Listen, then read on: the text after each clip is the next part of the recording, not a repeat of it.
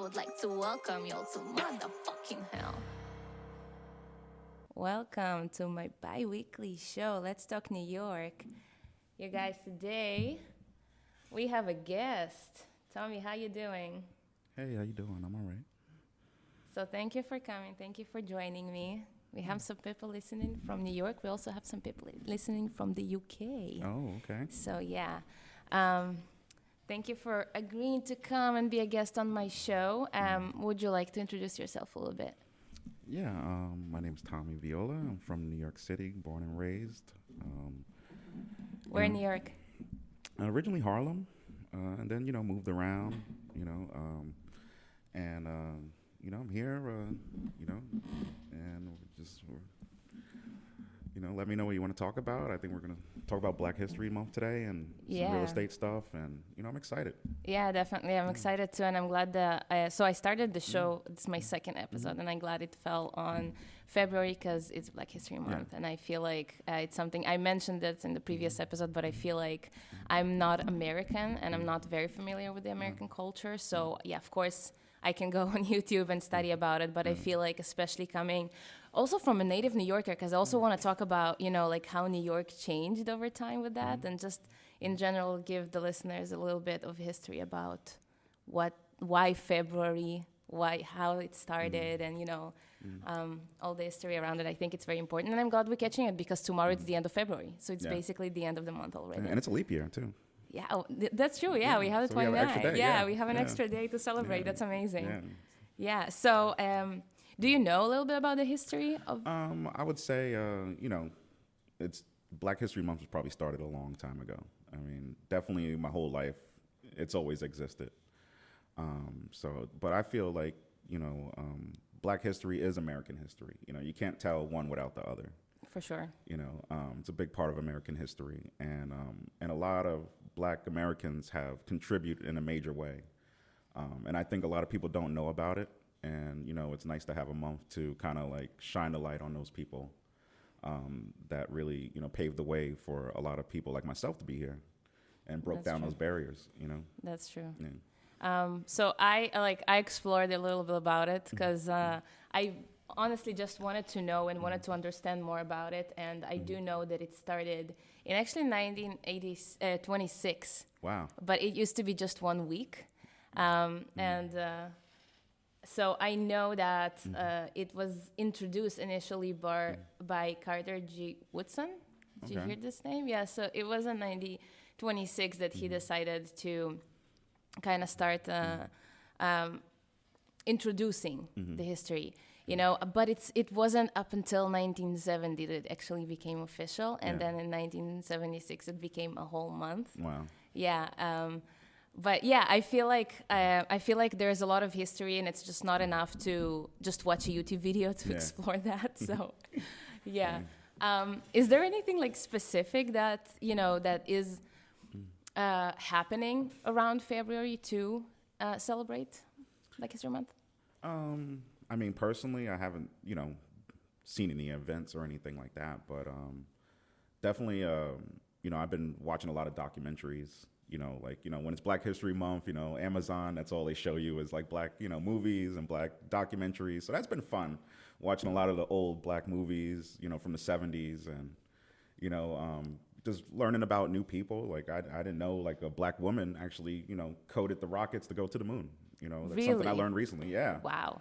I forgot her name, but I was watching a whole documentary about it, and it was just like, wow, I didn't know that. Like, I didn't know 2 Black women did the math to find a trajectory to go to the moon. I mean, Damn. There's a lot of stuff that's Girl what I like power. about girl power. I think that's a big, not just to Black women, but to women in general. Women are a huge part, of making things happen. So, but it's just interesting, when Black History Month comes around, I feel like you always learn something new. You always learn about some new person in history that contributed in a major way, and they're not talked about. That light is not shined on them. Yeah, that's true. And I think that we can do a better job at it, definitely, giving those people the recognition. Do you feel like it's changing recently? Because I wasn't, I didn't do high school in America, so I don't know what they teach in high schools here. And I have heard that it's getting better, but do you feel like I mean, I've been out of high school for a long time, but They do teach you civil rights. You know, they do teach you Martin Luther King. They teach you like kind of like the basics. You know, Martin Luther King.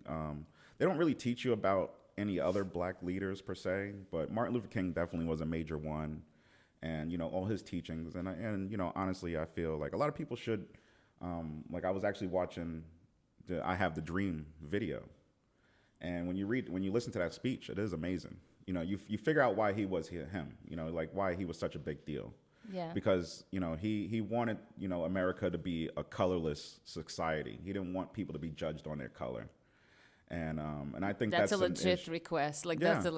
I feel like, you know, that's, I don't know, to me it's so natural that I don't know why some people just. And I think what was cool about him that I found out is that, like, he was actually very pro-American. Like, he starts that speech off talking about the Constitution and how, you know, the founding fathers made a promise to all Americans, whatever color you are. You know what I mean? That all men are equal.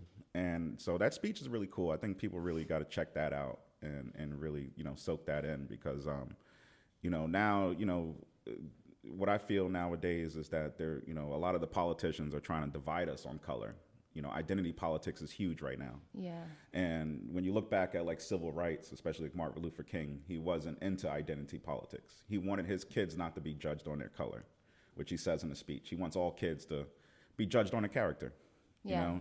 And so I think that's an important thing that we should work on as Americans is you know, judge someone on their character, not what they look like, you know, don't judge the book by its cover. You know? Yeah, I you know, actually when I was learning about Black History Month, I also stumbled upon a video that said that some Americans actually say that they don't like Black History Month because it creates a division and it does separate and create something, you know, like what we're talking about, like you're still paying attention to like to the differences. How do you feel about it? Like, do you agree? I mean, if you look at Black History Month, definitely it is a marketing ploy for companies to sell black products, you know, in quotations. So you do see that a lot when February comes. You know, you see all the advertisements for black-owned businesses, black-owned products. But, you know, I do understand what you're saying. Like, a lot of people feel it should be every month, not just 1 month out of the year. Yeah.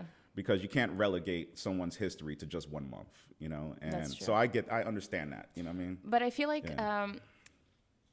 like this is basically, it's like, okay, so 2 weeks ago I talked about Valentine's Day, which is super commercialized as well, you know, like that's, and I feel like every holiday, you know, like Christmas, Halloween, everything, like it's very commercialized, and big businesses just use that to, you know, sell more products and everything. And I know that specifically if we compare it, like let's say to Valentine's Day, people say, oh, but I love you the entire year, why do I need a day to, you know, which is true, right? But sometimes just to give this extra attention, you know, the same way you have Mother's Day or, you know, the International Women's Day, which is, it's coming up actually. So I feel like it's just an extra day just to be like, okay, let's pay attention to that for a second. Because obviously every day goes by and we just sometimes not thinking about certain things, right? Like we love our mother or our partner all the time, but there is this one specific day that you can take them to the spa or, you know, buy them a nice present. And I feel like, although it's true that this, you know, Black History Month, like, of course we need to concentrate on that, like on the history all the time. But I feel like this month is kind of, in my opinion, it's nice to people, especially, let's say people like me, who came to America and I don't know about the history. Like I didn't learn this history. So suddenly I come to New York and people are like, oh, Black History Month. I'm like, wait a second, what is that? Like, let me explore, let me learn about that, right? If this month wasn't here, I probably would have learned about it maybe some other time, but it kind of like just pins my attention to that specifically this month, you know? So I feel like it's not as bad, but again, I don't know. Like, of course, there are different opinions about. Well, I could say this. Subject. I've been to other countries. There's definitely no Black History Month. You know, like, even though they have, you know, black-skinned people there. So it's interesting when you go to other countries and it's more based on, like, division on religions than color. Yeah. Like, I feel like it's only in America, like, we kind of put each other into color, you know.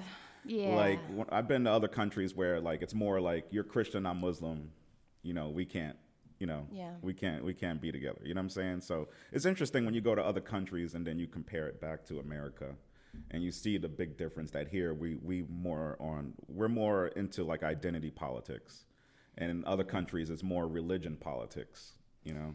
Yeah, I feel like definitely in America there is a really big issue of racism. There's a lot of race problems, and I was talking to a friend of mine a week ago about this, and I was telling him that so I was born in Russia, I grew up in Israel, but the way I was raised, I didn't pay attention to different colors or different religions. Like to me, I grew up I was in a boarding school, and this was a boarding school in the middle of the country, in the middle of Israel, and we had everyone there. Like it was such a mix of races, of religions. Like we had Muslims, we had Druze, we had Jews, we had Christians, we had everything, you know, black, white, everything. Yeah. So I grew up just paying attention to people, you know? And so this question of race is something that I noticed when I came to America, because then I started,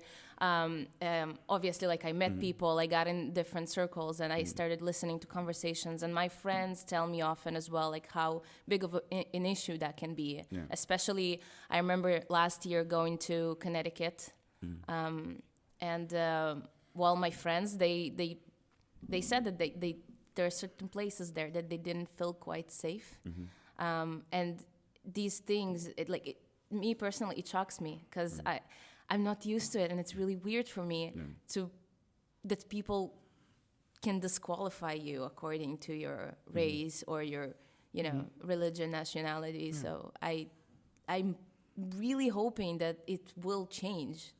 I think the problem is the politicians, and you know, that's how they win elections. They divide and conquer.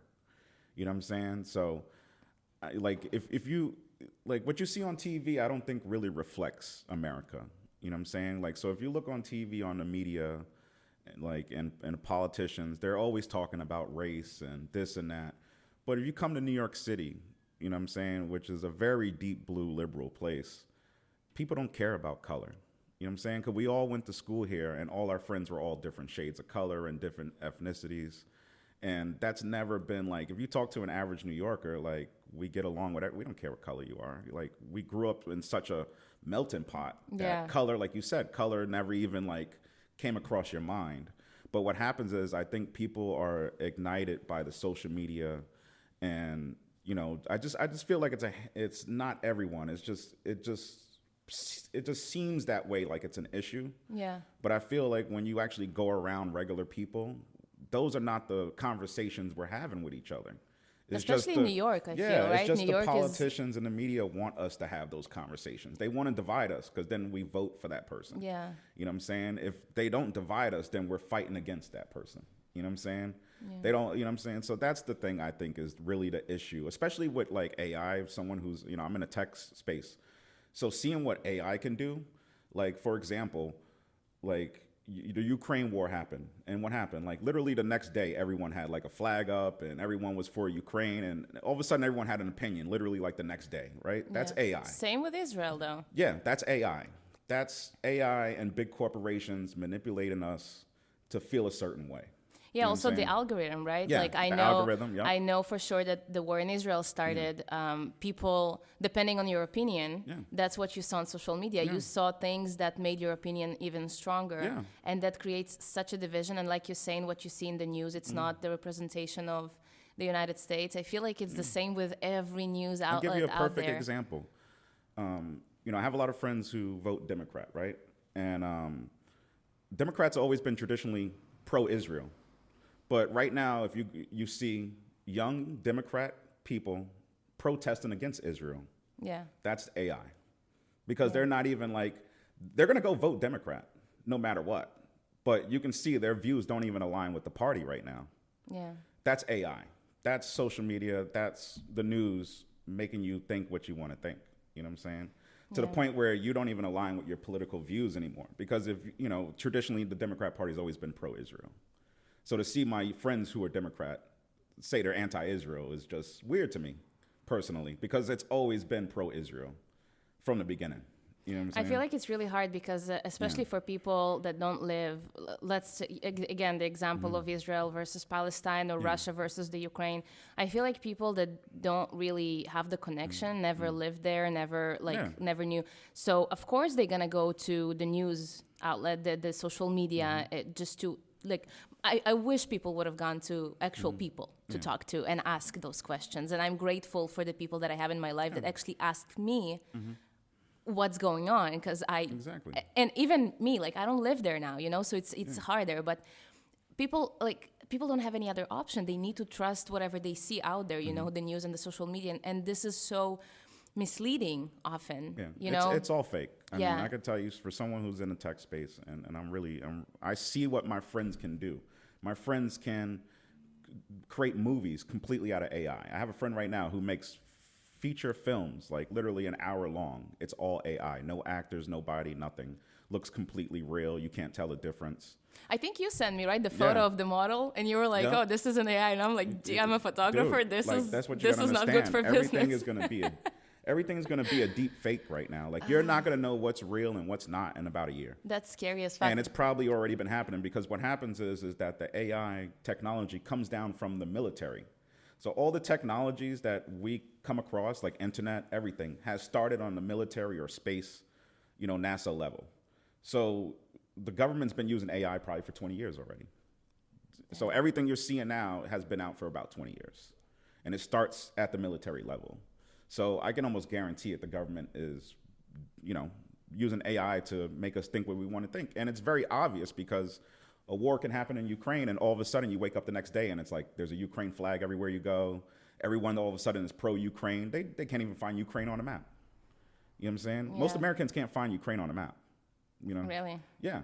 Damn. But they're like going crazy for Ukraine. That's AI. It's crazy because I feel like it's very trendy, because so a few days ago, it was actually 2 years since the war with Ukraine started. Yeah. And I feel like everyone talked about the war in Ukraine, and then the war in Israel and Palestine started, and people forgot about the Ukraine. So people were like, wait a second, there is still something going on in the Ukraine. And I feel like people often jump on trends that we see often on social media and just go along with it. It's like, okay, it seems like everyone thinks that way, so let me think that way.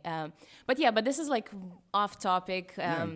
This is this is a different, we can talk about it forever. No, for sure. Yeah, I do want to steer the conversation a little bit back to New York. So, because you're a native New Yorker, and this is, I don't see many people that are like native from New York, because I'm like, my circles are very like a lot of people just coming outside of the US, outside of New York, just, so many things that I want to ask you, because New York changed a lot over time, right? Yeah, and somebody who's been born here and raised here, like, can you talk about the major changes that happened here? Because I know for sure crime went down a lot. Well, I would say crime, I don't know. I mean, crime seems to be back up, but you just don't know when you watch the news. They could be telling you whatever, you know what I'm saying? Yeah. So I take it with a grain of salt. I will say this, that when I was, I'll tell you a great story. When I got my license at 16, I got my driver's license, and I bought myself a little Honda Civic, piece of junk car. Yes, Honda Civics. And Honda Civics go forever, dude. You gotta you always have the a best. They're just the best car. Best first car. I had a 1995 Honda Civic Coupe. Amazing. And I was like, I want to go down to Times Square. So I go to Times Square with my friends, and back then in New York, Times Square. So if you're familiar with New York, right now all the strip clubs and peep shows are on 8th Avenue. Back in the day, they were actually in Times Square. So I drive through Times Square. I get stuck at a red light. One girl jumps on this one side of my car. Another guy jumps on the other side of my car trying to wash my windshield. This girl's looking for a date. This guy's trying to get money out of me. Someone jumps on the back looking to wash the other windshield, wash the back shield. It was just insane back then. Like, you could not walk through Times Square without being like totally harassed. You couldn't drive through there, nothing. Like, people were jumping on your cars trying to get money out of you. It was insane. And this is pre-9, this is like, what we say, 2003, 2004. So it was, right after 9/11. And the city was just coming back from that too. But I would say that's the biggest change. Like, it definitely was a lot worse. It was, as far as Times Square, they definitely cleaned that up in a major way. Like that, a lot of like drugs and just prostitution and just crazy things were going down in Times Square. And then they kind of moved it all to 8th Avenue, and then, you know, originally started, and then they started phasing out a lot of those places. Like the peep shows, you don't really see that anymore. Yeah. And the strip clubs, there's not as many as there used to be. So I would say that's the most major change. Another thing I would say is, you know, New York used to actually be a conservative state, and actually used to be very pro-gun, you know. So I would say that's the biggest change I've seen in a long time, is that, like, you know, seeing, you know, New York go from a very pro-gun state where there was gun shows in New York City at Jacob Javits Center as a kid, and then totally, you know, flipping the script. And that's probably because just, you know, someone comes to power and just changes the laws, you know. I mean, I could say I do have a lot of friends who own guns here. I mean, you go to Connecticut, which is a very Democrat place, 60% of Connecticut people have a firearm. Yeah, Connecticut. Yeah, I feel like and you would never think that because they vote Democrat, because the Democrat Party right now is anti-gun. Yeah. But there's still people who are like old school. You know what I'm saying? Where like they still feel like, you know, they're still living 20 years ago. So they're still very, like, you can still meet those people out here, I'm sure. And what's interesting too is that there was actually a Supreme Court case recently that passed down that is supposed to allow New Yorkers to own guns again. Like, we actually won a big case in the Supreme Court for our gun rights because it's in the Constitution. Okay. So, you know, a lot of people now, because of the crime, because of immigration coming in, people want to own guns again. You know, like, I have a lot of friends of mine who want to conceal and carry, you know. So I think that's probably the biggest change about New York, is that we went very, you know, it was definitely more conservative as a kid. You know what I'm saying? Yeah. Like, you know, and now it's, you know, it's because, you know, people come to power, people move out, you know, and and the community makes it what they want to make it. You know what I'm saying? And I would say that's probably the biggest thing. Because I remember when we had a Republican governor. I remember when we had Giuliani, who was, you know, conservative mayor of New York City. He's the one who's responsible for cleaning up Times Square and getting rid of all this, the riffraff. And that's when crime really dropped, when he was mayor, because he just started locking up everyone for anything. Mm-hmm. And I think personally with crime, you know, someone really told me a great thing. Because they're from a country where there's no crime. And they said crime is optional. It's either you're going to put up with it or you're not. Okay. You know what I'm saying? Here, we put up with it. And we call it freedom. You know what I'm saying? You know, yeah. In other countries, they don't. You go to a place like Monaco, where my friend's from, there's no crime. You know what I'm saying? Absolutely no crime. You look in the newspaper, it's all good stories. You know what I'm saying? So I think a lot of it is optional. Like, if we want our streets to be clean, if we want it to be, we can make it that. You know what I'm saying? Yeah, but I know the reason that I'm asking is because I've been reading Jay-Z's book. Yeah. And he describes there, it's basically like a lyric book, so he explains his lyrics and his process of writing, but obviously he touches on subjects like why he writes what he writes, you know, his childhood, he growing up, and so he's from East New York, and he's describing basically what was going on back then. Marcy. In the 70s, yes, in the 70s. When he was growing up, you know, 70s and 80s, and how dangerous that was just to take the freaking subway. Oh, yeah. You know, the crime and everything that's going on. They had to have a gun. Otherwise, like, you're dead, you know? Oh, yeah. 25 years ago, as a young woman, you want to carry a firearm here. Yeah. You know what I'm saying? You want to have a little 22 in your purse. Yeah. And you definitely don't want to get on the subway. I mean, even now, I'd be scared sometimes to take the subway because there's people getting pushed in front of trains, and just all types of madness goes on down there. Yeah, I know. And half the time when I go into the subway, I don't see any police. You know what I'm saying? I don't think they can cover. The only time I see police is at like Grand Central. I never see any police at like any. They have police in the busiest stations, and then you have like this randomest station with no people. That's like the most dangerous place. Yeah. Nobody. Yeah, no, definitely. Taking the subway. I remember when I just got to New York, taking the subway at night. I didn't know better, so I was actually like going only on the ones that had like a woman with me, you know, like if I go inside and I see just like 3 random guys sitting, you know, I'm just like, I'm gonna switch to a different card because I don't know, you know, like I don't want to, it's scary.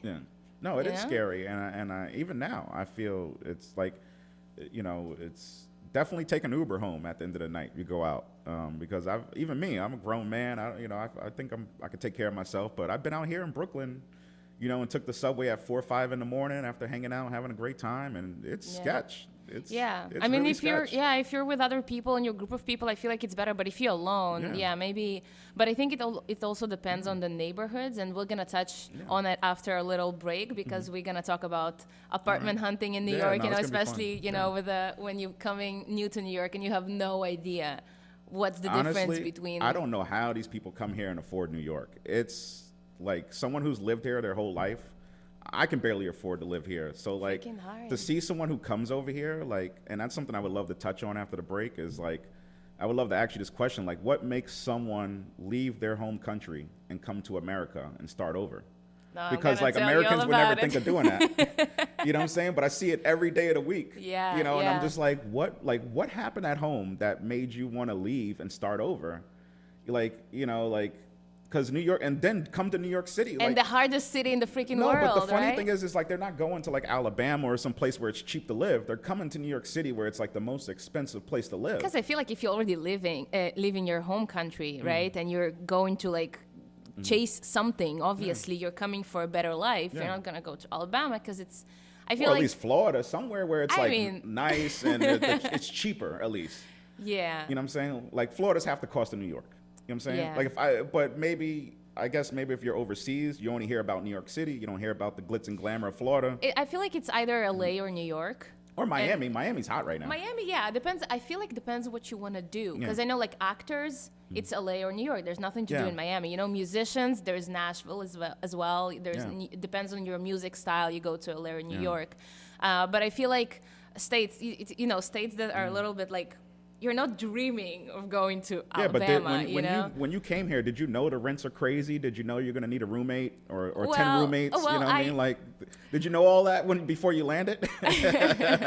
Well, I knew that but I used to live in LA, so it's a bit different. Yeah. But prices are even crazier now. It's like sometimes Oh, I'd go it's- to the supermarket week after week, and it's just getting higher and higher, and I'm like, Dude. it's impossible. We got to grow our own food, man. It's insane. inside. It's insane. Yeah, I'm just like, oh. I might start farming chickens at my apartment. Let me know what you do because I Might have can't some do pet chickens. freaking Morton Williams Yeah. anymore. It's too Oh much. man, it's just the grocery store is insane, especially It's like crazy. you're in New York City, so you're also paying for the rent. That grocery store is, you're paying extra. You know what I'm saying? yeah. A lot extra. Yeah. And then it's crazy, like when you go to other states like Florida, like Nashville, like you see everything's half the cost. Yeah. Everything. Like Yeah, no, immediately yeah, I you know, see definitely. it. Immediately, you move to Florida right now, you're gonna save half your money. You know what I'm Yeah. saying? Like you move to Nashville right now, you're gonna save half your money. So, are you gonna have a lot of fun out there? I don't know. Is it gonna be like New York City lifestyle? I don't know. But here is crazy to see people come here. You could barely, you need a bunch of roommates. And then on top of that, you want to live the lifestyle of New York City. No one wants to just come here and just Go survive. to work and then sleep and go to work and then no one sleep. wants to Yeah, do that. So definitely. now you want to go out to, I go out to a restaurant with a woman, it's $200. Shit. You know what I mean? That's New York City. You know what I mean? Like you go out to a regular, $200. easy. You start drinking wine and you start, I mean, yeah, if you want Yeah. to treat, you I have guess you have so. dinner and a few drinks, it's $200 with tip. Shit. Easy. You know what I'm saying? If to go out in Manhattan for sure. So it just blows my mind personally, and that's something I want to pick your brain about. I know you're gonna pick my brain about real estate here, but I would love for someone who's not from here and who comes here and then sees how expensive it is. Yeah. You know what I'm saying? Like Yeah, we're gonna touch on that a is, little bit. is like yeah. like what is going through your mind? Like, should I go home or should I stay? Should I, you know what I'm saying? Because I meet people, like I have a friend right now, she was telling me she's from Ukraine. She's been here for 5 years and she's like, I'm just turning my wheels. Like I'm not getting ahead in life. You know what I'm saying? Yeah, I get it, and I Yeah. will touch on it when we go on a break. I feel like it's time to play some music. Oh, let's do and it. yeah, so we were talking about Black History Month, and we mentioned New York. So I have a special playlist. Oh, okay, cool. Yeah, today's a special playlist because I'm gonna play New York music. New York music. Let me go to this playlist, and we're gonna take a 15-minute break, playing all the amazing artists of the 90s that grew Nice. up in New York. Nice. Yes, and then we're gonna come back and talk a little bit about rent in New York City. coolin'. First day of the week, so there's nothing to do when I'm in the mood for a real soft kiss. Mama never said there'd be days like this. Slowly coming back.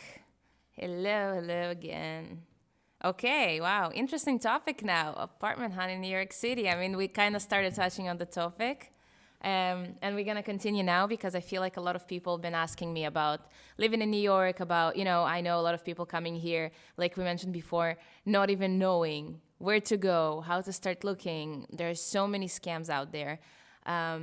But before we start the topic, I actually want to read something to you by my friend. So I have a friend who also, she lived in New York since she was very little. And she's been through a lot in life. So she actually started a blog writing about the roommates that she went through, and it's not working for you? Oh, there you go. There you go. Okay, sorry. There you are. Thank you. Sorry. Yeah, so she was writing a blog about all the roommates that she met, and generally about like living in New York City. So I just want to I want to read a little bit of what she wrote, like an introduction. And then if you want to go to the blog, I'm going to need to send you to her profile, which is Carlita's Sway. Oh, that's Carlita's her name. Way, okay. Yeah. I think you know her. Annabelle, you met her. You met her in my Christmas party. The cool girl with the hat and the pink hair. You met her in my. You got to show me a picture. Yeah. But you met her. She was in my Christmas party. Is she? Wait, is she the Dominican girl that Yeah. came? Okay, now I know. Yeah, the Dominican girl. Yeah. Yesterday was the Dominican Republic International Independence Day. Oh wow. So I was like, happy Independence Day. Yeah, but she has this cool ass blog that she showed me from years ago, and she has a way of writing describing. So I just want to read a little bit. So, so the blog is called Rotten Roommates. Living in New York, living in the city like the Big Apple is already hard and expensive enough. It becomes harder when the price of rent is equivalent to roughly a kidney and perhaps a few other vital organs. Damn, you gotta give a kidney? Yeah. It's even harder when you have to resort of having roommates. Mm-hmm. It's harder still when those roommates make the time you'd spend in prison for having killed them. It seems somehow worthwhile, and when feeling they're actually having to live with them. Okay, so planning their untimely demise of being charged with murder would probably blemish your desirability as a tenant. But if you're anything like me, you've been fed up enough times to at least seriously consider scrubbing the toilet bowl with their toothbrush. I'm just saying. That's wild. Yeah, I'm sorry for my reading skills because the screen is freaking far away. Let me zoom in because I have another paragraph. Oh, man. It seems nearly everyone who's ever had a roommate has a story to tell about it. In some cases, the stories can be beautiful and even heartwarming. We're not really going to cover those here since they're generally pretty boring. Mm-hmm. Some stories are bizarre enough to give fiction novels to run for their money. Other stories are amusing, while others still are such a nightmare they make you wonder how the HE double hockey sticks you managed to get stuck in them with the role of protagonist. As you may have guessed, we're going to be discussing those with every and any of these three scenarios. Why, you ask? Because A, it's my damn blog and I can talk about whatever I want. Yes, I agree. There are people, and B, there are people out there who are or have been in similar situations who might want to commiserate and or laugh to keep from crying. I was totally going to say crying. In my personal experiences as both the renter and the rentee, I've learned a lot of lessons about boundaries, kindness, generosity, diplomacy, friendship, protocol, and even life the hard way. I also came across quite a few characters. Let me tell you, some of these include, but are not limited to, the following. And then she basically has a chapter about every roommate, but she doesn't name them. So like the character is gonna be like the narcissist, the charmer, the invader, the slob, the pack rat, the bully, the puppy, the brogue, the haggler, the couple. So she describes all these things, and I feel like it's worth reading because she has been living here a lot, and it seems like she had a lot of roommates. While I only had one, and my roommate is my friend, so I was lucky enough to to not fall into these situations. It's a little scary because, like, for example, I remember when I first started looking for my first apartment, and the realtors, like, let's say you need a roommate. So you can call a realtor, and they will actually match you with roommates. But you're being matched with random people. Wow. You don't know if they're messy. You don't know what. You know what I'm Yeah. saying? So I think that's really, honestly, scary. Like, I think I got lucky. Like, my first couple apartments, I had roommates. But what I would do, and maybe this will help other people, my first roommate was an older woman. And she was super clean. And she would cook all the time. And she was amazing. Like, the place was always clean. Like, she would even clean my room. You told me about it. Yeah, like, she was amazing. Like, she was just so amazing. You know what I mean? And then the next roommate I had, same thing. She was an older woman. The first woman, she was actually from Uzbekistan. You know what I mean? Which was pretty cool. So I was eating a lot of Uzbekistan food, which was very interesting. Mm-hmm. And then my second roommate I had was, older Russian woman. Same thing. Like, super neat, super clean. So you get lucky, no crazies. Yeah, I think you definitely want to live with someone. If you're someone who likes things to be clean, like, I don't like a messy place. Mm-hmm. You know what I mean? Like, that would scare me the most, having a roommate. If, like, I walk in after a long day and the place is just a complete mess, this person leaves dishes all the time, like, that must be a nightmare. It's really hard. My sublet, so when I came to New York, I was in a sublet in Bushwick for 2 months, and the people were nice, really, really nice. But because it was four different people, 4 roommates, there were, like, the common areas that just nobody ever cleaned, Yeah. So, like, you walk in and you see, like, the carpet in the common area and just nobody ever washed it, ever, And you see, like, the laundry room and you have, like piles of dust, that are just, like, nobody's cleaning it because it's a common area. So they don't pay attention. They don't care about it. And I remember, like, seeing it and I'm like, okay, that's not ideal. That's not something. It's not, because who wants to clean? Who wants to clean after someone else? Yeah. You know what I'm saying? And that's crazy. Like, I have friends right now who they live with 3 or 4 roommates, and I'm just like, oh, it's hard. That must be so difficult. Like, I can understand living with one other person. But, like, and having 3 or 4 roommates must be so difficult. I feel like generally, like, even me and my roommate, like, we're friends. Yeah. We get along. But it doesn't matter if you love the person or, if you're friends, you're still, it's a different type of relationship that you're going to be building once you live together. So there's, like, this time that you need to get to adjust to each other, like, understand the boundaries, understand the behavior of the other person. Like, for example, I'm a morning person. She is not. Yeah. So to me, I need to, like, constrain myself from, like, whenever we wake up at the same time, I need to be like, Vika, zip it, don't talk to her because she needs her time, So, but imagine I would be waking up in the morning, and while she's trying to wake up, I'll be like, oh, how you doing? She would kill me. Yeah, yeah, so, I would too. Yeah. Exactly. So nobody wants that. Yeah, exactly. So, and I'm a morning person, so I'm okay. But even me, like, when I'm waking up, I don't want to be caught up in a conversation about, work at 7 a.m., So, like, and some people don't have this understanding of boundaries. And especially when you don't know the person, you just be, like you said, you're being matched with somebody. That can definitely. What do you do when, I've never been in this situation, but what do you do when that person can't afford their rent? Does that put you in a really bad situation where you can get evicted? Yeah. So I feel like because you have, it depends on the type of your contract. But I remember my friend actually had this situation in LA when COVID started, because his roommate just disappeared. Yeah. Freaking disappeared. Nothing. And he didn't pay rent he paid rent for a while, and then he just stopped and disappeared, and, like, he never heard from him again. But luckily for my friend, the management was reasonable. And it was COVID, so it was, like, a common situation. It was reasonable, but so he didn't get evicted. He just moved out eventually. But, yeah, it's a big problem, Like, suddenly your roommate is just like, yeah, I'm out of here, bye. And you stuck, Like, that's... Yeah, but, like, let's say, like, in your case, you're living with your friend, right? Let's say you go home today and she says, I lost my job. And she can't afford the rent next month. Like, what's the recourse? Like, what position does that put you in? Yeah. You know what I'm saying? If all of a sudden, like, her financial situation completely changes. Because that happens. You go to work today, you've been there 5 years, and all of a sudden you get fired.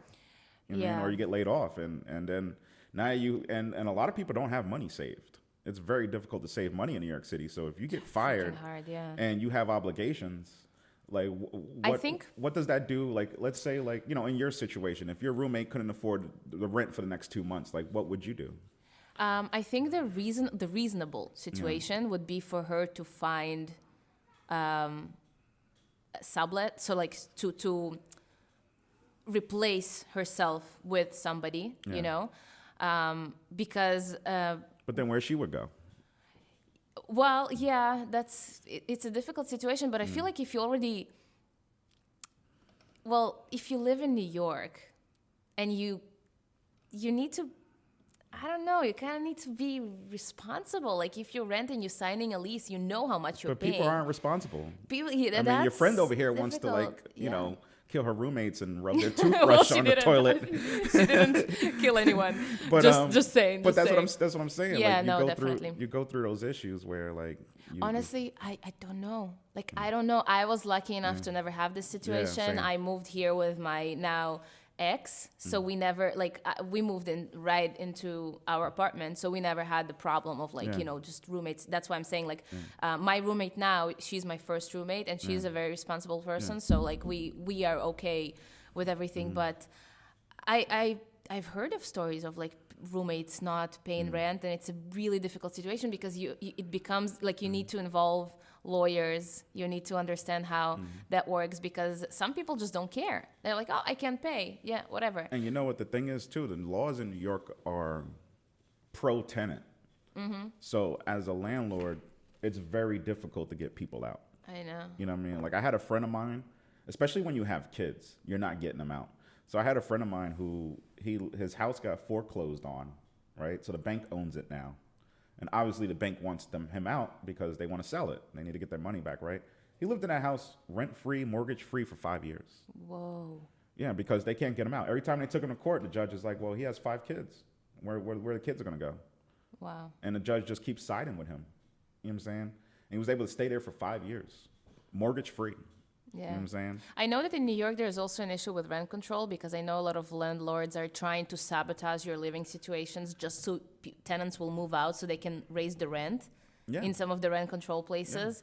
I watched a documentary about it. I think it was a documentary, or like I don't remember what it was, but like that landlords would like intentionally put rats in the building, intentionally like just make noise and, you know, construction just to make the tenants leave, because they live on like rent control for years now, and it's not $900 anymore, you know, like it used to be. So now they can't cover the expenses. I'll give you a perfect example. My I used to live on 56th Street, 56th and 2nd, which is like Sutton Place, and a lady who lived there in my building, she was there for like 50 years. And I was talking to her one day, and she was like, my rent's $600. And the landlord's... No, but this is the crazy part. The landlord's willing to offer her $500,000 to move out. Shit. Because he wants to develop the property.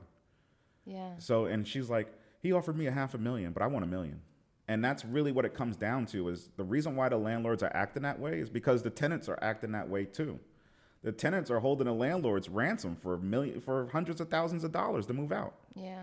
And $600 is like, it's basically free here in New York. Like what the landlords are, you know. They're not making any money. That's the problem. Like, for example, like if I buy, so let's say, let's do some real estate really quick. I buy a 16-unit building in Manhattan. It's going to cost me like $5 to $7 million, right? Some of those apartments are going to be rent controlled. You know what I'm saying? So let's say, you know, say altogether I'm making maybe $500,000 a year on rent. $500,000 divided by $7 million, $8 million is not a lot of money. It's going to take me forever and ever to ever see my money back. So real estate in Manhattan is very tough for landlords. And then on top of that, you know, like the rent control, the rent stabilized, evicting people don't pay the rent. Like, you're not making any money here. I talk to a lot of landlords. They're not making money. That's why they're acting that way. You know what I mean? Because they're trying to squeeze whatever they can out of it. You know, the taxes, everything, the laws are insane. You know, in New York City, you're not allowed to take more than 1 month's security. You know what I'm saying? Yeah. So, like, sometimes people damage your apartment. The security doesn't cover it. That's a good thing that you mentioned now, because for those of you guys that are moving to New York, it's good to know the basic stuff, like New York is not allowed to take more than 1 month security deposit. And I know, especially in New York, unlike in LA, the laws for renting an apartment, the rules, the things you need to go through are way more difficult than in LA. Because especially if you don't have the tax return documents, which, if you're coming to the country new, you don't have a social security number, you don't have credit score, you don't have tax return documents to show for yourself. So then you need to get a guarantor. Then you need to pay the guarantor. Basically, you give them, I think it's between, depends on your situation, but it's between $3,000 to $4,000 that you give them. So they basically will secure you and be like, yeah, we got you, like just you can, but not everyone allows that. That's a very interesting business too. Like I had someone show me that, like how there's these companies where you can go and get a guarantor. You just pay. Yeah. Which is unbelievable, because when I first had my first apartment, my father had to be the guarantor. But you have your dad. You're lucky to have your dad here. Yeah, and I'm lucky to have a dad who had good credit. Yeah. Because it's not even just having a dad. It's like they have to be financially stable. Yeah. You know what I'm saying? So, but like, I think a lot of students are coming from out of states, out of the state, and they don't have family here. They're alone here. They need to rent. Not everyone can live in the dorms. And I think, especially in cities like New York, which you have a lot of international people coming in, that's why they have the guarantors. Yeah. Which it's a good solution, for like people that really can't. Like, there's nothing they can do, or you have like a really bad credit score. Well, it's basically an insurance company. Yeah. You know they're basically selling you insurance. Exactly. You're paying $3-4 grand for a policy, and if you screw the landlord, which I'm curious, how often does that how often do they have to pay out? Because I'm sure it happens all the time, like where like they guarantee an apartment, that person screws them. I think during COVID they suffered a lot, mostly because during COVID people just left. People stopped paying rent. See, that's the problem with COVID. The government told people not to pay their rent, and now thousands of people are in court right now being evicted because of that. Yeah. Because now you owe all that back rent, and you're not going to catch up on that. You know what I'm saying? So I think that's the dumbest thing New York City did during COVID, was to tell people not to pay their rent. Yeah. You know what I'm saying? Because that, like, you didn't think the landlord was going to not take you to court? Like, well, I don't know about that. I was in LA back then, and like I was lucky enough to settle with the building. So I broke the lease. So they just took unfortunately, the deposit, but I was able to leave. I don't know how it works in New York, because I didn't need to do all this process. Well, but the way it works, you can break any contract. You're going to get sued, maybe. Or just you're going to pay. That doesn't mean you have to pay. That just means like you and me can sign a contract right now, and and I can just walk away from it. And then you could take me to court and get a judgment, and I owe you 10 grand on paper, but I don't have to pay you. You know what I'm saying? There's no law forcing me to pay you. Yeah. You know what I'm saying? So okay, let's go back to apartment hunting in New York. There are a lot of different neighborhoods. There are a lot of different types of companies you can use to rent a city. I know I almost got scammed, actually, moving here. Like, it was so one tip of one advice that I can really, really give people is, like, if it sounds too good to be true, it's not true. It's not true. Exactly. Not true. Like, all these, I know that so what I did looking for an apartment, I was looking from Israel. I was still in Israel because I did LA, Israel, and then I came here. So I was looking for something just to land, somewhere. And I went on Facebook. There's a lot of like housing, like NYC housing, NYC renting groups on Facebook. And I went and I'm like, yeah, this is my budget, looking for that and that and that. I got so many. And back then I didn't know. Now I do know how to recognize these common scams. But something that, you guys, if you want to rent an apartment here in New York, a lot of people will tell you, yeah, I have this unit. Usually the price is really low. And you're like, oh, my God, this is so affordable. And they're like, yeah, no, we don't need anything. And we can only show you, like, virtually, And then, so they send us a real lease. They send us, like, everything was, like, super legit up until they were like, yeah, so the security deposit going through PayPal. And I was like, PayPal? You want me to send $1,000 through PayPal? And then we basically realized, because my ex back at the time, he was like, listen, I looked up the company. Like, it's something does not add up, you know? But I was so hyped because you know what they do? they basically tell you like, oh, there are other people looking at this apartment. You need to lock it down pretty quick. Otherwise, this offer goes away. And you're like, oh my God, I'm coming to New York. I don't have where to stay. Yes, please take my money. And then people get scammed. And I saw so many people on these Facebook groups just typing, just landed in New York. Apparently the apartment I was supposed to go into was a scam. Yeah. I'm here with my suitcases. I don't have a place to go. I don't have money. Yeah. I've seen these posts so much. So it's very, very important now not to fall into Let me the tell you scams. this. And that's the thing. If you in New York City, you see all the hustles and you got to be ready for it. You know what I'm saying? Like I give you some great examples. I've seen that scam even better. I've seen realtors, licensed realtors run that scam where now they can actually get you into the property and show you the property and then they take your money and scam you. Fuck. Yeah. You know what I'm saying? And they have access to all the properties. They're a realtor. They can call up any agency and get access. So I've seen that scam on a whole nother level, like where like it's actually a realtor scamming you. You know what I'm saying? And then but you know, New York is crazy. I mean, I'll give you a great example. When I used to live in Harlem, there used to be this guy, you know, like local, hot boy, and he would come around the block and pass out money. He'd walk up to us. We're youngins, young teenagers. He's like, "Hey, what's going on, guys? You need some money? Yo, here, get some candy." Right? Passing out money to the whole block. Like a month later, he comes. Yo, my brother got locked up. I'm trying to raise bail money for him. He was able to get like $3 or $4 grand out of everyone on that street and just never showed up again. So it cost him about $100 to make $5 grand or $4 grand or whatever he was able to get raised, because everyone's like, oh, this guy's always handing out money to us. Like, let's help him. So everyone's like, here, $20, $10, $50.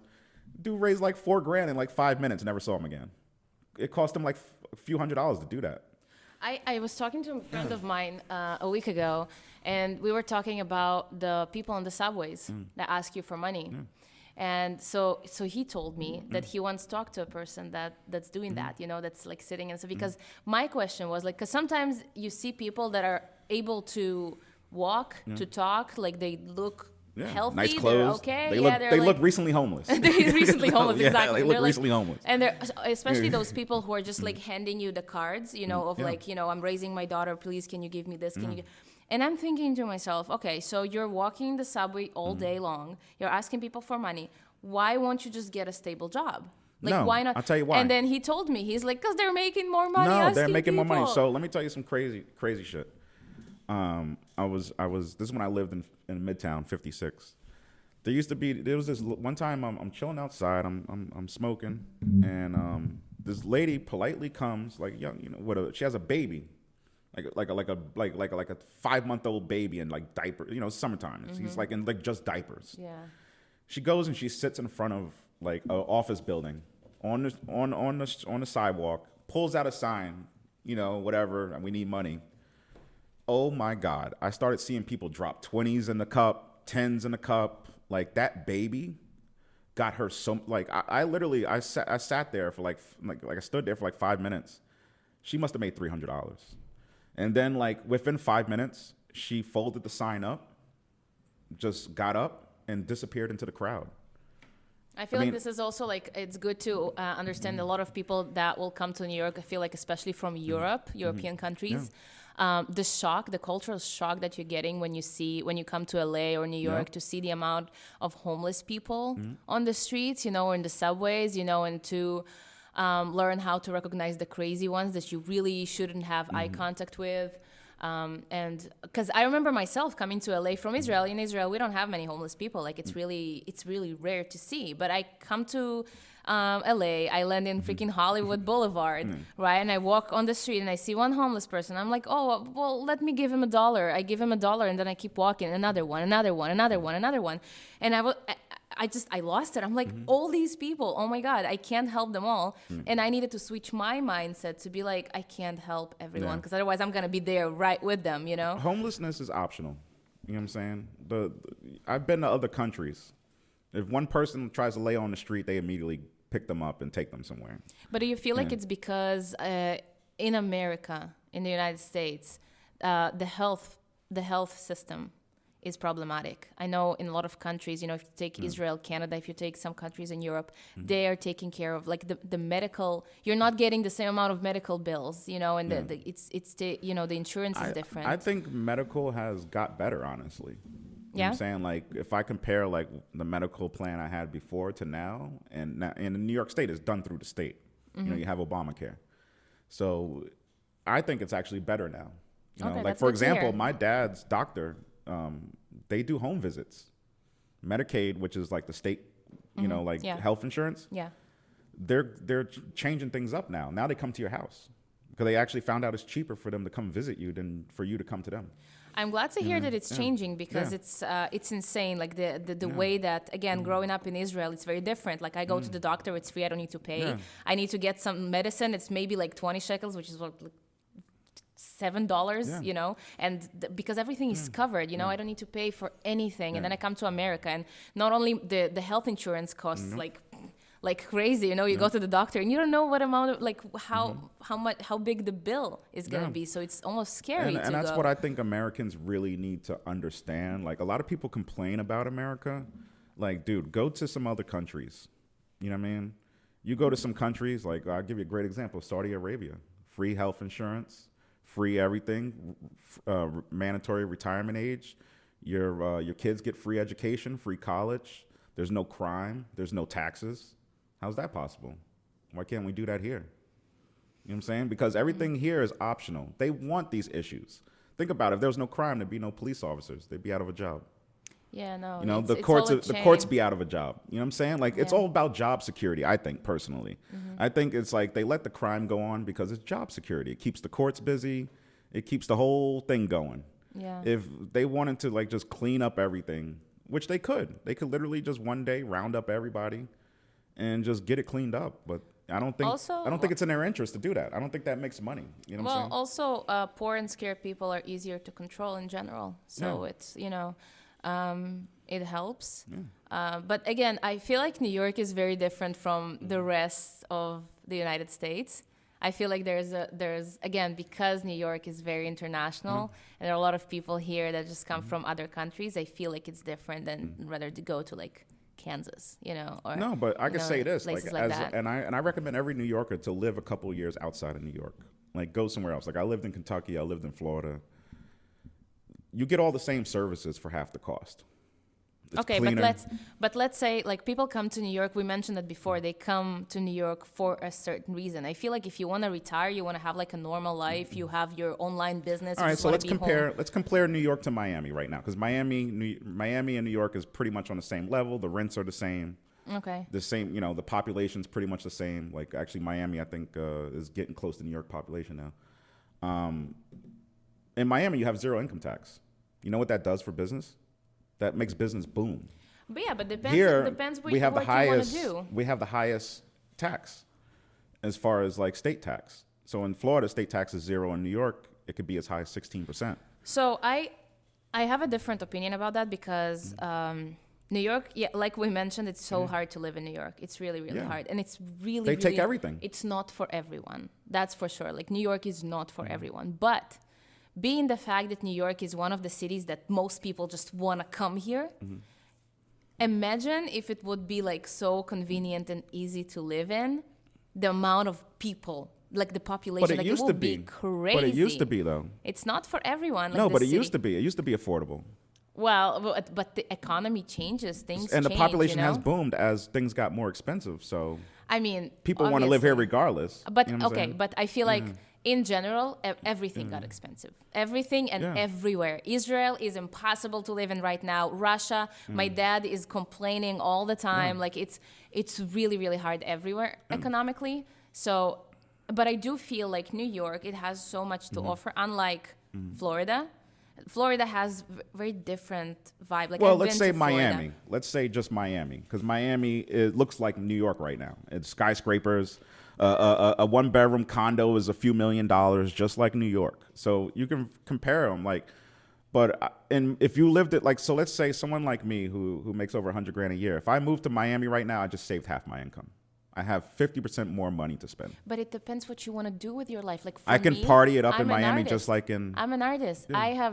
nothing to do in Miami. Like, I've been to Miami. I was bored out of my mind. But Miami has a huge music scene. It always has. But It always has a huge music scene. But I'm a photographer, I'm a musician, I'm an actress. I'm like, you know, and I find that whenever in New York, no matter what you want to do, you'll find it here. Of course. Yeah. Miami, it's like, yeah, there's parties and, you know, spring break and a lot of bars, a lot of like clubs. Yeah.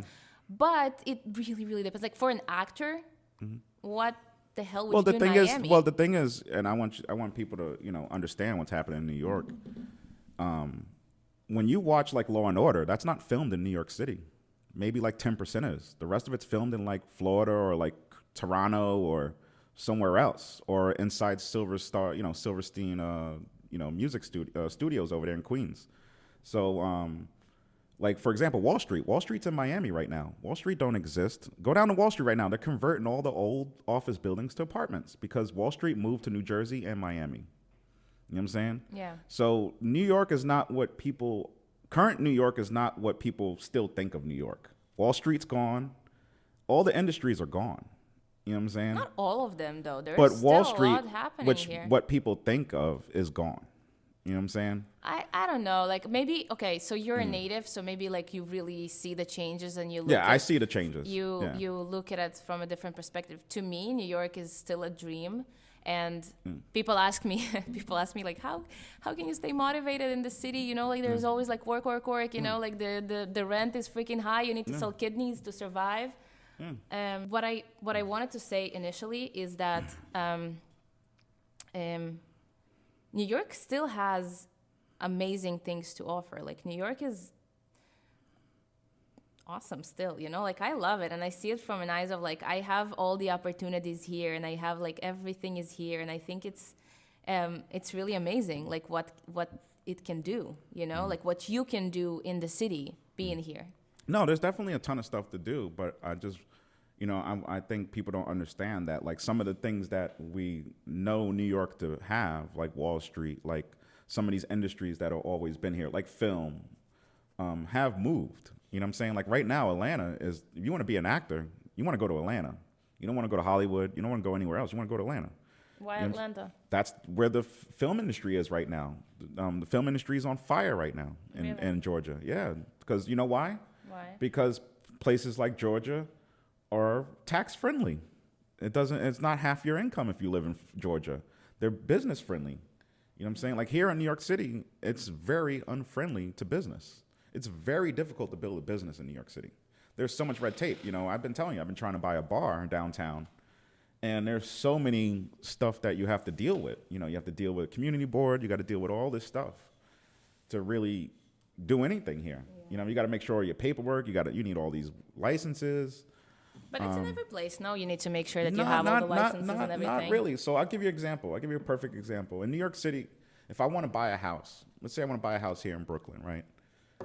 And we go through the motions, whatever, and now we have, it's going to take us about 3 to 6 months to close on that property. If it was Georgia or Florida, it'd take me 48 hours.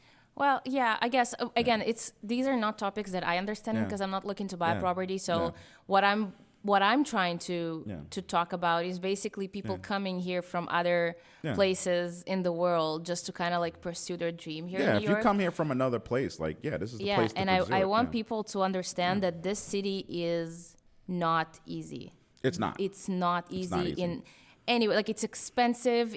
You're gonna work your ass off. And if you're not ready, I feel like people sometimes come to New York thinking that it's gonna be a dream, and you know it's just gonna be. I want to put a disclaimer out there. Not. If you're not ready, stay home. Yeah, you know it's not definitely. I agree. Like, if you're not ready for stay New York. home. A studio is not $1,000, so don't send money to whoever sends you studios at $1,000. Yeah, no, a studio right now is like $3,000. Yeah, you know what these I'm saying? prices don't exist. You need to even. I feel like even in the neighborhoods that you know, like a less I see them attractive. You know what the crazy thing is? I see it come down my Instagram feed. These apartments that are like $1,000. I know. I see it sometimes, and I'm like, dude, this is not realistic. And I have to. You see people commenting and saying like, "That's not real. That's not real. That's not real." That's why it's always ringing in my head. Like, if it's too good, if it looks like it's too good to be true, it's not true. And I want people to understand that there's people doing paid Instagram ads where these cheap apartments will come down your feet. Be careful out there. Yeah, Man. If you're moving to New York, definitely be very, very smart about who you're paying money. Regarding neighborhoods, I feel like Manhattan is very, very expensive, definitely. Like all this, downtown and Midtown. Of course, if you're going up, to like Harlem and the Bronx, it gets cheaper a little bit. Williamsburg is definitely very expensive. Williamsburg is more money. Now, because we were going to talk about apartment hunting. I actually been looking for an apartment myself because my lease is up. And Williamsburg is more expensive right now than Manhattan. It's insane. I know it's getting like double the price. Yeah, makes no sense. I was hanging out in Williamsburg. There's nothing going on. Yeah, no sense. I love Williamsburg, but generally, I used to live in Queens and then I moved to Manhattan. I feel like, I don't know, maybe my next apartment's going to be in Brooklyn just because I feel it's cheaper, but not Williamsburg because it's very expensive. I personally love Queens. Queens? I think Queens is a great place to live. I feel like, okay, so my comparison to the neighborhood, it's like, I feel like Queens is the more like family oriented, is the more quiet place that you're like already settling down and ready to just live a quiet life. I feel like this is Queens. Brooklyn is all noise, parties, young people, everyone's there. And Manhattan is the more like businessy. I'll say this though, vibe. It does help for your sanity to go home to a quiet place in New York City. Maybe, but I will say that I used to live in Queens and I used to go out less than now that I live in Manhattan, and it's easier for me to commute. Where did you live in Queens? Like when I say Queens, I'm thinking like Astoria, No, Long Island I lived City. in Astoria. I lived in Astoria, like Long Island places City, where there's stuff going on. But still, I'm like, okay, for me to go to Brooklyn, if the G's not working, I need to go all the way through Manhattan. It's freaking an hour or something, and then catch the L, and the L doesn't get everywhere. So and to me, it was just like, I'm just gonna stay home. But now, when I live in Manhattan, it's everything is right there. It's 20 minutes here. I think that's the most annoying thing about New York City is that on the weekends, a lot of times, it seems like there's always construction going on the outer borough subways. So, like for example, I was in Brooklyn last weekend, and we're like, let's go to Manhattan. We had to freaking hop on a shuttle bus. We didn't know the J's not running. And they're like, this is like this same thing with the L. The L used to be the worst. Like the L I hate the used to always be under construction. You know what I'm saying? I hate the L. I think that's what really annoys me about the city. It's like everything's so expensive. You don't even run the subways on the weekend. You know what I mean? It's like, what do you expect people to do? We're going out on the weekend. Of course we need the subway. Yeah, they kind of like, I feel like they kind of thinking, okay, on the weekends, people like it's less working people, so more like just party people. And if we want to like, ruin someone's day, it's the party people, not the working people. Because in the rush hours, like if they shut a train during a rush hour, that's, oh my God. Yeah. That's going to be really difficult. Yeah, and that's only happened a couple times in our history. And when that happens, it's tough. Like 9/11, that was one of the days it happened where all the trains shut down. So if you were downtown Manhattan and you lived, an hour away, you were screwed. You had to walk home. Yeah. Like people literally walked home from downtown Manhattan on 9/11. Walked the 2 or 3 hours home to deep in Brooklyn or whatever. There was no other choice. They shut down everything. Well, the country was in shock. Yeah, the country was in shock. Yeah. I think Blizzard of '96 was another time when they shut down all the subways. Hurricane Sandy was another time when the subways weren't running, a lot of them. Yeah. So we've had our issues, but I just hate the weekend thing. I think that's just because you always forget about it. You know what I'm saying? You forget that the subway. So you go out to Brooklyn on a weekend, and you're like, and then you're like bar hopping, and then you're like, hey, let's go to Manhattan. And then you watch Google Maps, and you're like 3 hours together. And it's like all of a sudden, like you go to the J train, you get on the train, you go to the next stop, and they're like, this is the last stop, shuttle bus downstairs, and I'm like, what the? But that being said, I still love New York. Like there's so many places to be in. There are so many parties, and I think somebody asked me on Instagram, what's the best club with electronic music, and I know you're like more in that scene, so if you have a recommendation to honestly, I've been trying to find one thing that disappoints me lately is that like I'll find these places that like these EDM clubs that are having events on the weekends, and they charge you, so you pay $40, you get into the door, and then it's like the music sucks. Ugh. It's like that's been happening to me like crazy. I'll pay to get into some place and then it sucks. So you don't have a recommendation for a good Matt, if you're listening, I'm gonna keep exploring, and I'm gonna make sure that I will give you an answer about the good electronic music club? Because I am looking for one myself. I mean, one I do definitely. go to is Outer Heaven in Lower East Side. Okay. They play a lot of house and EDM. Nice. Even here where we're at in Brooklyn, shout out to City Soul. I just want to say shout out to City Soul.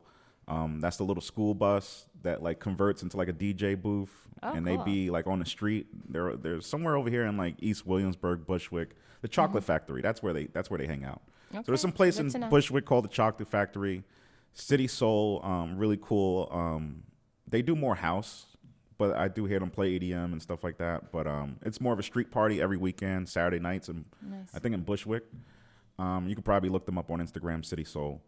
But yeah, that's probably one of my favorite, like EDM house, like DJs that are doing it right. Okay. But I feel like some of these places, like I went to a place last weekend, and like I said, they make you pay to get in because they have like a whole array of DJs that are gonna come up. Not if you're a girl. Yeah, if you're a girl, if you're a girl, life is great. But Hey, oh, okay, that's. I paid to get in though. I paid to get in, and one thing I don't like is I don't like when DJs play generic like EDM or generic house music, like the boring shit. Like I want to Yeah. hear something new. Yeah, no, I get it. but Some DJs yeah. I feel they try to play it safe. They're like, oh, let me play some songs everyone knows. No, I want to Yeah. hear some new shit. Yeah, for I the want to hear some mainstream. stuff. Yeah, I want to hear Yeah, some I stuff get I've that. never heard before. That's why you love EDM. And sometimes I Yeah. feel like it's a hit or miss. Like I went yesterday, I went out and we went to a live show and I didn't like it. No. Like I was just standing here and it was very not mainstream, which Yeah. usually I like, but it was too much for me. And I Yeah. was just, I don't get it. Like I don't understand. So think it's a left balance, eventually. you know? Yeah, I mean, again, you need to try, you need to explore, you need to see like what you like, what you don't like. And I feel like the more you live in the city, the more places you hear about, from your friends. And it's usually more the underground places that people don't find on Google, like you can't Google just electronic clubs, like Yeah. it's not that. You need to know a person who recommends you. We're about to finish very soon. Yeah. So before we finish, also I wanted to ask you a question. So you say you're apartment hunting now. Yeah. Do you use any particular website? Because I know I've been using Street Easy when searching for apartments. I've just been looking on Zillow, and There's you know, Trulia, I'll Street Easy. actually, this will help someone out there. I would say right now the cheapest place to live right now, if you want to be in Manhattan, East Village. Really? I'm seeing studios and one bedrooms for like $2,500. Shit. So if you want to live That's around East Village, Tompkins Park, which is a really nice park, that's probably where I'm going to be moving to, just because it seems to be the cheapest place right now. Good to know. And it's a great area. Yeah, it's a great area. I mean, it's a party life area, but if you're okay with that, I mean, it's a great place to be. I mean, I've been looking at apartments over there. Another thing too, what I like to do is, I know a lot of the landlords, just being, because I was a broker for many years. So a lot of times I just look directly on their websites. You know what I'm Okay. saying? Because you can't get scammed that way. Yeah. You know what I'm saying? Yeah. Like, otherwise I use Zillow. I do look on Craigslist, but you got to know what you're looking at. Yeah, that one can But be. there is some can be deals on risky. Craigslist. Yeah. Craigslist is still a good place to go, especially for roommates. Yeah, I think there's also yeah. a website that's literally called Roommates. Yeah. Roommates.com. I think Yeah. that's the one. Craigslist definitely has a great section for wanted rooms and roommates wanted. So I will definitely- say that for people outside of town. Oh Jesus! I will say that for people outside of town, it's a good. I think it's a good idea to come first to Yeah. Airbnb for a week. And while you have this week to actually go to these places that you find to actually see them, otherwise it's very risky to. Honestly, I don't know if this exists, but maybe it's something you can do. There should be some type of, maybe like someone they can talk to over here, or like someone that can guide them. You know what I'm saying? Like if I was gonna move to another country, like even when I go visit another country, like so for example, I went to Africa. Like I wouldn't have went if I didn't know anybody over there. Like I knew someone, I spoke to them for like about a year, and I was really vibing with them. Like, hey, let me go over there and see them. So I think come here if you like. Definitely you want to meet someone here. Go online, try to make some friends here, so they can kind of give you an idea of what's going on here before you come here. Because I think it's just crazy. Some people just pick up. Like when I talk to some people about how they came here, and I was like, wow, you walked here? And he was like, yeah, I walked from Mexico.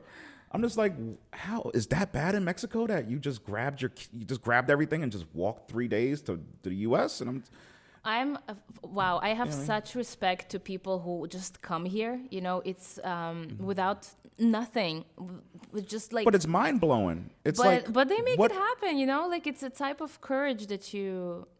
But you know, I'm just thinking because obviously when you come here and you don't know what here is. You have like butterflies. You have like you're optimistic.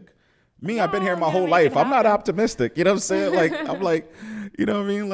Like I don't know if I can move to another country, just get up and go. Like I don't know if I could just be like, you know what, life sucks here. I'm gonna move. When I feel like some people, sorry, we're back YouTube. I'm sorry, my storage is acting out. Yeah. I feel like, you know, I've done that my entire life. I moved to LA by myself. You're brave. Thanks. And I moved to Germany by myself. I have a good example of my mom just moving to Israel from Russia by herself, to Vietnam by herself. You know, so to me, when I see somebody wants to improve their lives and then they have this, they believe in themselves, you know, like I feel like if you're a strong enough person, you come here and you're like, okay, I'm willing to make it work. New York is the place to make it work. Like all the opportunities are here. You just need to be ready to work hard because this city will eat you up if you're not ready. Well, I think that all your dreams can come true or all your nightmares can come true. It's kind of a flip of a coin in New York City, I think, honestly. You know, it's still the best place to build. You know, if you're going to build a business, especially like a tech business or fashion, it's definitely the best place to be. But I've heard both sides of the coin. I've heard people come here and all their dreams come true, and I've heard people come here and all their nightmares come true, and they're ready to go home in like 2 days. Not for everybody. I completely agree that this city is not for everyone, but it's, you know, you can try if you think you're up for it. If you have any more questions, let me know, and I will answer whatever you have. We really need to finish the show very, very soon. And before we finish, there are a few things that I'm doing before. So I do have a few recommendations for you for this week. I do have the mentions of the national days that I did last time. So, you know, like last time it was Valentine's Day, but it was also National Condom Day. And it was like some other things. National Condom Day? Yes, that was on Valentine's Day. People still use condoms? But so today, it's a National Sleeping Day. Oh, wow. So, you know. Nice rainy day. Yeah, if you want to sleep, that's today, and you have the excuse because it's National Sleeping Day. And my personal favorite, it's a National Chocolate Souffle Day. Okay. Yes. Who comes up with all this shit? I don't know. Who comes up with all this shit? But literally, every day there is something else that's happening. So I'm like, every time I do the show, I'm just checking out, and I'm like, let me see what days we have what do they today. just be this sitting at home awesome. smoking weed? Yo, I think today should be Chocolate Souffle Day. I mean, I'm not opposed to it. I'm addicted to freaking chocolate. It's crazy, So man. to me, that's amazing. But the few things that I do want to recommend you. So the first suggestion will be, for those of you who like art, those of you who are into art, there is an amazing exhibit that's called the Limitless exhibit at the Marster Labs. I think it's a great experience. I'm actually going to take my friend who's landing here in 2 days. My friend is landing from Israel. Yeah, she's a tattoo artist. So whoever wants a tattoo, please. I want a tattoo. You want a tattoo? Yeah, I want a awesome. tattoo. Yeah, I'm going to send you her Instagram. She's very, very talented. I wouldn't say that if it wasn't true. I said it last show as well. Well, we'll see. But so the Mercer Labs, definitely check it out. It's a cool exhibit that it's not only just like a gallery, it's an immersive thing, and you know, you get to experience a lot of things. My friend told me about it. I think it's really, really cool. And for the recommendation of the restaurant of the week, we have I Walk Sushi, which is one of the best sushi restaurants. I actually worked with them, but their food is, so it's a family-owned business. It's here in Williamsburg. It's called I Walk Sushi, so it's IWAK. They did not pay me to say that. They probably would never know that I recommended them. But definitely check it out if you like sushi, if you like Asian food. They have really, really great kitchen. And that's my recommendations for today. Nice. Yes. So some of you asked me on Instagram some additional questions, but they're not related to our topics today, so I'm not going to answer them here on the show. No. I'm sorry. Oh, no. I'm sorry. Yeah, but some people ask me like different things, and I want to keep this episode about, you know, renting an apartment in New York. We talked about a lot of stuff. I feel like we touched on a lot of subjects. Thank you so much. No, thank you. I appreciate it. Definitely would love to do it again. And be careful out there when you're looking for an apartment. You come here from another country, and definitely don't. You know, get scammed. people are out. Yeah, people. There's people are trying to scam you, dude, and it sucks. You know, I know we want to believe in humanity, and people come here very naive and thinking like, oh, it's just like back home. I can trust everyone. Oh, this city will. No, you take can't your trust nobody here. You're not going to be naive living Don't think here it's anymore. like back home in your little town where you can trust everyone. No, You're no, gonna no, lose no. your innocence You're gonna lose. immediately. You're gonna be heartbroken and going back home in 2 days very fast. Yeah, Because so I've seen just that people be come tough. here and they're like, oh my God, everyone, like, you can't trust them. Like, Yeah. I can't live here because they're so used to being in like a town or a small place where like you can trust everyone. You can leave your back door open. Yeah, You know what I'm saying? that's true. But Yeah. also New York people are very honest. Yeah. Unlike in LA, which I noticed, you know, like people in New York will tell you the truth to your face. If they're not Yeah. scamming you, otherwise, like, you know, be careful. There are a lot And I of would say, scams you know, if you're a happening. New Yorker, you know, tone it down a little bit because sometimes when you talk to someone who's not from New York and you're blunt and you're in their face, to us, it doesn't come off disrespectful, but to others, it does. And it's Yeah. happened to me where people think like I'm being mean to them. I'm like, nah, that's just the way we talk. Like we're just blunting up. honesty. Yeah, I we're just blunting up appreciate front. it. I love it. Yeah, Just I tell me love it what you too. need from me and Yeah. stop sugarcoating. Yeah, Like, don't how you sugarcoat doing? I it. love your hair. Just tell me what you But need. some people don't want to hear the Just like- truth. You know what I'm saying? Some people want you to Yeah. sugarcoat it, and you know, you just be careful. People have emotions and feelings, and Yeah, definitely. you know, when you know, being from New York, if you're talking to people who are not from New York, you know, just tone it down a little bit because you know, hey, you might lose a friend. Yeah. You know what I mean? Because it's happened to me. You meet people from out of town, and they're way different. They're not used to this. They're not used to the people being blunt in their face. Yeah. You know what I'm saying? They keep their emotions. They keep their just. Most places are like that. Like if they feel something about you, they just keep it to themselves. Here, we actually will tell you. Yeah, You know? I love it. Yeah. Hey, I love it. Yeah. So those of you who are coming to New York, good luck. It's hard, but in my opinion, it's Yeah. worth it. Definitely worth it. No apartments are $1,000. No, yeah.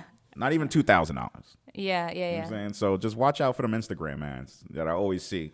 It'd be like the most beautiful place in Chelsea, and it's like $1,200 a month. Yeah, It's like, that what the doesn't fuck? exist. Yeah, it does not exist. But on this beautiful note, we have 10 minutes left of music while we're going to fold everything up here. And my phone is screaming at me that there is no freaking memory, although I I don't know. cleared the space, so I don't know what's going on. But I hope you enjoyed the show. We're going to finish the show with some more local rap from the 90s, the go. hip-hop scene. And that's it. So thank you, Tommy. Thank you. Hi, beautiful YouTube people. I am so sorry that my phone ran out of storage, so maybe you got some pieces that were cut off and didn't get to hear everything. I apologize for that, but I'll be prepared for the next show, and I hope you still got a lot of valuable information if you're looking to move to New York. And just to remind you, this show is happening every 2 weeks, and if you don't want to watch it on YouTube, cut in pieces, there's always a live stream on Newtown Radio, which is the host of this amazing show. So I'll see you in 2 weeks.